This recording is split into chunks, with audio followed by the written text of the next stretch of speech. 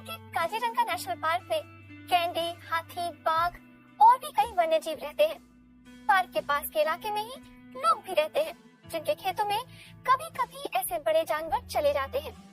इंसान और पशुओं के बीच टकराव को कम करने का रास्ता खोजना वहाँ अब भी एक चुनौती है। बचपन में ही अनाथ हो गए हाथी के बच्चों को बहुत ज्यादा देखरेख की जरूरत पड़ती है।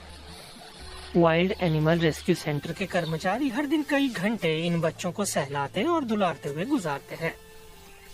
अनुभव बताता है कि अगर ऐसा न किया जाए तो नन्हे हाथियों के विकास पर बुरा असर पड़ता है। सेंटर में 13 बाल गैंडे, कुछ भारतीय चीतल, टेर्रे और कई तरह के वानर भी रहते हैं।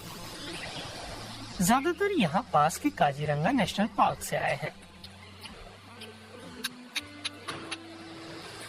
इस नन्हे हाथी को एक गड्ढे से निकाला गया। ऐसी घटनाएं अक्सर होती हैं। जानवर आए दिन सड़क हादसों का शिकार भी होते हैं। नन्हे हाथियों का प्रतिरोधी तंत्र बहुत अच्छा नहीं होता। पहले हमेशा नन्हे हाथियों के साथ एक केयर टेकर होता था, लेकिन तब भी कई गलतियां होती थी। वो हर जगह अपनी सूंड घुसा देते हैं और इंसान या फिर दूसरी जगहों से इन्फेक्ट हो जाते हैं। अपनी इसीलिए डॉक्टर बासु माथरी ने नन्हे हाथी और उनके केयर टेकरों के बीच संपर्क को कम किया है। लेकिन बच्चों को शारीरिक गर्माहट भी चाहिए। टीम ने इसका एक विकल्प खोजा। उन्होंने नन्हे हाथियों को आपस में दोस्त बना दिया।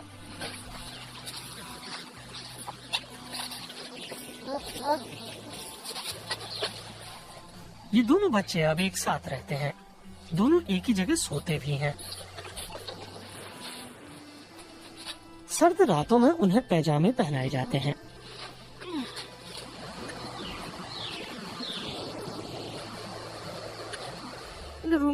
हम बच्चों की देखरेख प्राकृतिक तरीके से करने की कोशिश करते हैं, इसलिए उन्हें घर पर नहीं बल्कि बाहर रखा जाता है। ये कुछ जंगल में माँ के साथ होने जैसा है, इससे उनकी वापसी आसान होती है। असम में इंसान और पशु एक दूसरे के बेहद करीब रहते हैं। काजीरंगा नेशनल पार्क को पशु अस्पताल से जोड़ने वाली रोड इलाके की सबसे व्यस्त सड़कों में से एक है। पर्यटन और कृषि राज्य की अर्थव्यवस्था का मुख्य आधार है। काम करने वाले हाथी यहाँ आराम से दिख जाते हैं। पास के पहाड़ी ढलानों में चाय के बागान भी हैं। असम की चाय दुनिया भर में मशहूर है, लेकिन इसके बुरे नतीजे भी दिखते हैं। समस्या बढ़ रही है। चाय के बागान लगातार पहाड़ की ओर फैलते जा रहे हैं। हाथियों के लिए जंगल कम होता जा रहा है। हाथी नीचे आते हैं और हमारी फसल बर्बाद कर देते हैं और लोगों को मार भी देते हैं। भैंसें भी खाने की तलाश में पार्क से बाहर आ जाती हैं। उनके पीछे बाघ भी यहाँ आ जाते हैं। इस तरह और ज्यादा लोग मारे जाते हैं। पास के नेशनल पार्क में वन्य जीव स्वच्छंद घूमते हैं। पूरी दुनिया में सिर्फ एक सींग वाले गैंडे सबसे ज्यादा यहीं सुरक्षित हैं। उनकी संख्या स्थिर है, लेकिन स्थानीय लोगों को इस पर गर्व नहीं। उन्हें लगता है कि सरकार इंसानों के बदले वन्य जीवों पर ज्यादा ध्यान देती है। इसीलिए लोग अब खुद परेशानियों से निपटना चाहते हैं। खेतों को बचाने के लिए गांव के लोग हर रात नेशनल पार्क की सीमा पर गश्त लगाते हैं। टॉर्चों के सहारे वे जानवरों को खोजते हैं, उन्हें पार्क की तरफ लौटा देते हैं। मुश्किल आने पर टॉर्च ज्यादा मददगार नहीं होगी, लेकिन इसके बावजूद उनके परिवारों को ऐसी गश्त से सहारा मिलता है। वे चैन से सो सकते हैं।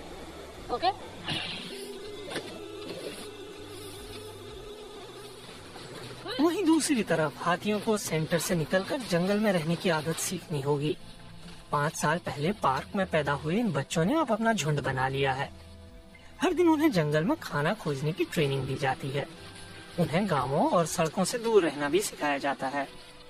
अगले साल उन्हें पार्क के दूसरे हिस्से में पहुंचाया जाएगा, जहां वे आजाद जिंदगी जी सकेंगे।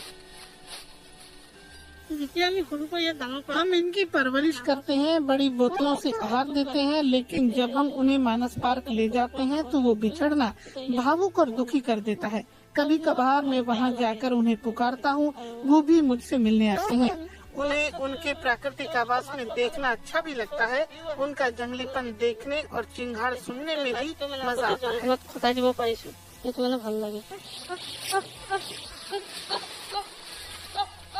ये वन्य जीवन असम और भारत की शान है। यहाँ के हाथियों को फिलहाल सेंटर से बाहर निकलने में थोड़ा वक्त लगेगा। जंगल में आजाद घूमने से पहले नन्हे हाथियों के झुंड को काफी कुछ सीखना होगा।